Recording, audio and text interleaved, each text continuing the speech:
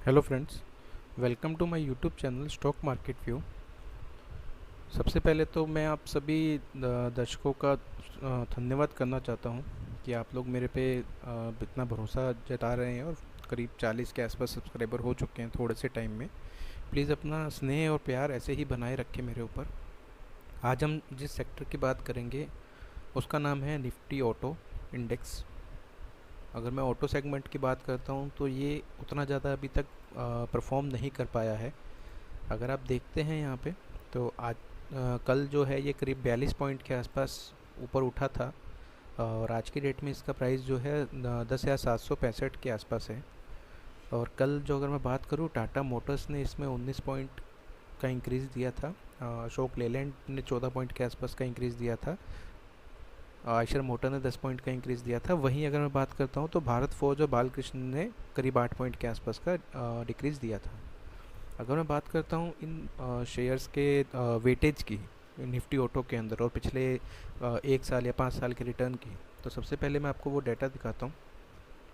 ये देखिए, मारुति सुजुकी का निफ्टी ऑटो में करीब 19% के आसपास का वेटेज है। वहीं निफ्टी 50 में भी करीब 2% के आसपास का वेटेज है। अगर मैं रिटर्न की बात करता हूँ तो इसने करीब 8% रिटर्न दिया है एक महीने के अंदर। 1 साल के अंदर करीब 33% के आसपास का रिटर्न दिया है।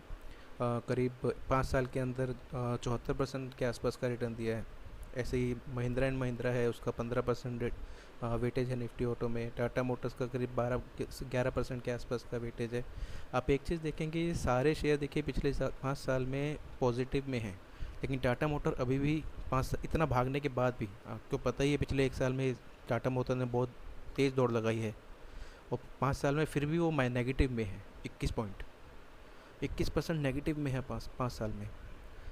तो आप ये सोचिए कि अगर ये टाटा मोटर भी बढ़ना शुरू हो जाए और ये भी पॉजिटिव में आ जाए तो निफ्टी ऑटो का जो इंडेक्स है वो ऑटोमेटिकली आपको करीब 12-13 हज़ार के आसपास दिखाई देगा। अगर मैं पिछले 1 साल के कंपैरिजन परफॉर्मेंस की बात करूँ सारे सेक्टर्स की, तो निफ्टी ऑटो अगर आप देखेंगे तो करीब 55-56% के आसपास रिटर्न प्रोवाइड कर रहा है।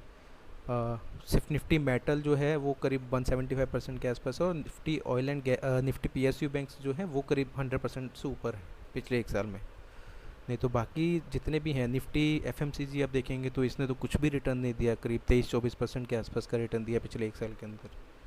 जबकि लॉकडाउन में इनका बिज़नेस सबसे ज़्यादा कम इम्पेक्ट हुआ था, क्योंकि जो लोग घर पे थे वो अपना राशन तो ले ही रहे थे और जो भी इनके प्रोडक्ट्स थे वो सब सेल आउट हो रहे थे मार्केट में। ऐसा नहीं है कि इनको कोई ज़्यादा इफेक्ट आया, क्योंकि इनका ऑनलाइन सेलिंग का काम बहुत अच्छा चल रहा था।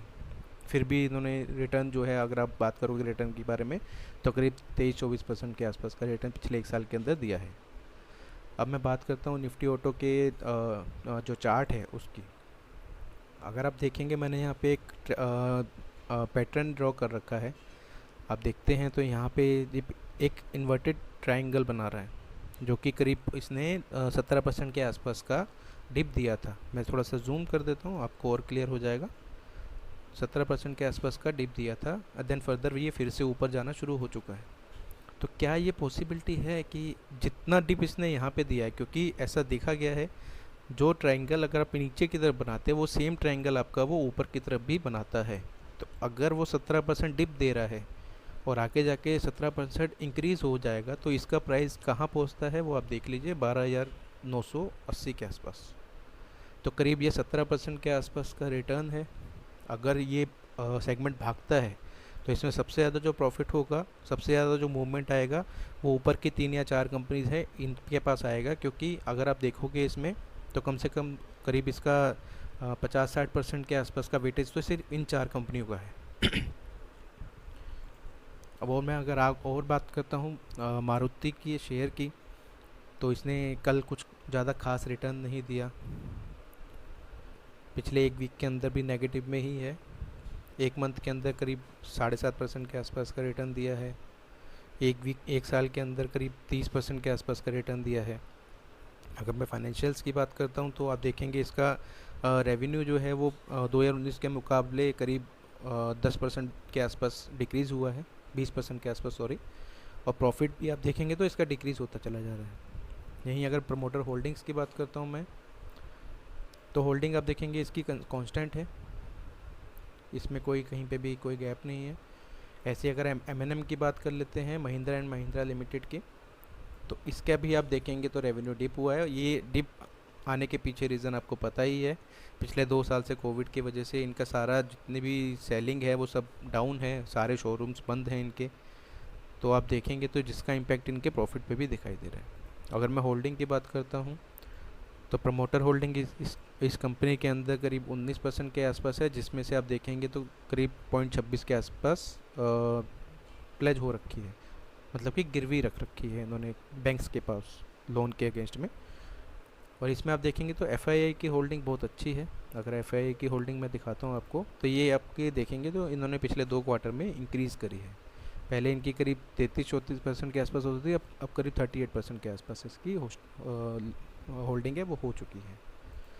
तो अगर मैं इनके शेयर्स के चार्ट की बात करता हूँ तो आप देखेंगे तो मारुति का जो चार्ट है, तो यहाँ पे मैंने जो रेजिस्टेंस लाइन है और सपोर्ट लाइन है उसको ड्रॉ कर रखा है। इन्होंने अपने रेजिस्टेंस पे पहुँच के वहाँ से इन्होंने दोबारा से नीचे की तरफ मूव बंद होना शुरू करा है। अभी आज की डेट का जो प्राइस है करीब 72.23 है, और इसका नीचे की तरफ जो सपोर्ट लेवल दिखाई देता है वो दिखाई देता है 68.17 के आसपास। तो अगर ये इस लेवल पे आता है तो यहाँ से फिर वो दोबारा ऊपर जाने की कोशिश करेगा। तो अगर आपको किसी को भी कुछ करना है तो आप इसमें इन लेवल्स का थोड़ा सा ध्यान रखिएगा।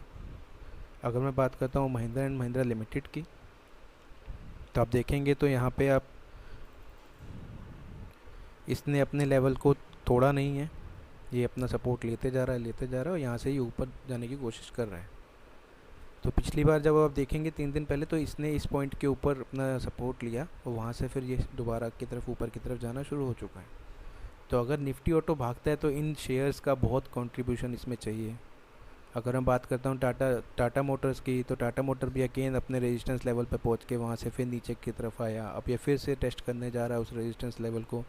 अगर तो ये रेजिस्टेंस लेवल तोड़ देता है तो ये अच्छा मूवमेंट दे सकता है आगे की तरफ। तो आप देखेंगे तो इसने पहले भी ट्राई किया था 2 मार्च को, तब भी इसको वहाँ से रिजेक्शन मिला था और ये प्राइस नीचे की तरफ गिरना शुरू हो गया था। तो अभी अगेन वही सिनेरियो में ये आ चुका है। अब इस बार ये देखना है कि अगर ये इसको तोड़ता है तो फिर कहाँ तक भागता है और ये निफ्टी ऑटो कितना ज़्यादा सपोर्ट करता है अपने आगे। बजाज ऑटो की बात करता हूँ अगर, तो बजाज ऑटो का भी ऐसे ही है। अगर आप देखेंगे 4302 के आसपास इसका रेजिस्टेंस था, वहाँ से इसने सब रिजेक्शन फेस किया और वहाँ से ये प्राइस गिरना शुरू हो गया है। अगेन इसका जो सपोर्ट लेवल है वो है 3970, यहाँ पे आता है और ये ऊपर दोबारा शुरू करता है। तो आप यहाँ पे एक बाइंग पोजीशन अपना देख सकते हैं, जो कि आपको एक अच्छा प्रॉफिट दे सकता है करीब 200-300 पॉइंट का। हीरो मोटोकॉर्प, इसमें भी अगेन वैसा ही है। आप देखेंगे तो बहुत ज़्यादा रिजेक्शन इनको यहाँ पे मिला था, अब दोबारा ऊपर गया, फिर दोबारा से अब नीचे आना शुरू हो चुका है। आइशर मोटर आप देखेंगे तो यहाँ पे आप देखेंगे मैंने जब लाइंस ड्रॉ कर रखी हैं 2702 के आसपास इसका सपोर्ट लेवल था, जो कि इसने आके टेस्ट किया। अब वो दोबारा से यहाँ से ऊपर की तरफ जाना शुरू कर चुका है।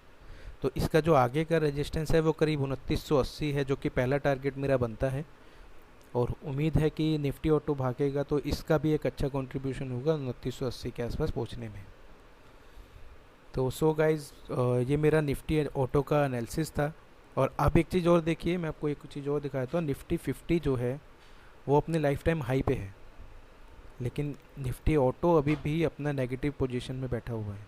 तो अगर निफ्टी 50 को अपना और ऊपर जाना है, 16,000 क्रॉस करना है, तो इन सब सेक्टर्स से इनको सपोर्ट लेना ज़रूरी है। निफ्टी ऑटो हो गया, निफ्टी बैंक हो गया, इन सब सेक्टर से जब तक सपोर्ट नहीं मिलेगा ये अपना 16,000 का पॉइंट जो है वो क्रॉस नहीं कर सकता। तो आपको जो मैंने लेवल्स बताए हैं आप वो लेवल्स का ध्यान रखिए और उसके अकॉर्डिंग अपना आप ट्रेड कर सकते हैं। हाँ, लेकिन ये वीडियो जो मैंने बनाई है सिर्फ एक एजुकेशन पर्पज़ से बनाई है। प्लीज़ आप इसको किसी ट्रेड लेने के पर्पज़ से मत यूज़ करिएगा। आप कभी भी कोई ट्रेड लेना चाहते हैं तो प्लीज़ अपने कंसल्टेंट को एक बार, फाइनेंशियल कंसल्टेंट को एक बार कंसल्ट करें, देन उसके बाद आप प्लीज़ जो भी ट्रेड आप लेना चाहते हैं आप लीजिए। हाँ, मैंने एक वीडियो जो एक वो है टेलीग्राम चैनल ज़रूर बनाया है, वो आप उसको अगर आप लाइक करते हैं उसमें आपको एक लाइव अपडेट मिल जाएंगे। आपको उसका जो लिंक टेलीग्राम चैनल का जो लिंक है वो आपको डिस्क्रिप्शन में मैं डाल दूंगा इस वीडियो की, वहाँ से आप देख सकते हैं। और प्लीज़ आप इस चैनल को, इस वीडियो को लाइक और सब्सक्राइब करते रहें ताकि मेरे को और मोटिवेशन मिले इस पे काम करने के लिए, और आपको मैं अच्छे अच्छे वीडियोस और बना के दे सकूं अलग अलग सेक्टर्स के, अलग अलग कंपनीज़ के। आपका कोई पसंदीदा शेयर हो तो प्लीज़ आप उसका भी नाम मेरे को लिख के दीजिए कमेंट में, तो मैं उसका भी एक एनालिसिस बना के आपको दे सकता हूँ। Thank you so much.